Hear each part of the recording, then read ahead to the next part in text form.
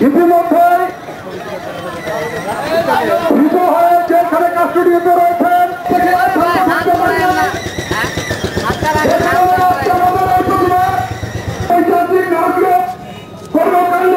প্রতিবাদ জানাতে গিয়ে আজকে যার প্রেক্ষিতে যারা প্রতিবাদে আজকের কারণের মানুষ তার হাত বাড়িয়ে দিয়েছে সকলে ওই পৈশাচিক কর্মকাণ্ড করে বাংলাদেশের অন্যান্য অঞ্চলের মানুষও শিক্ষা পাবে চাকরি করে গোটা বাংলাদেশ একটি শান্তি। সেসব ছাপোষা মানুষ চিন্তা করেন ভালো কিছু করবা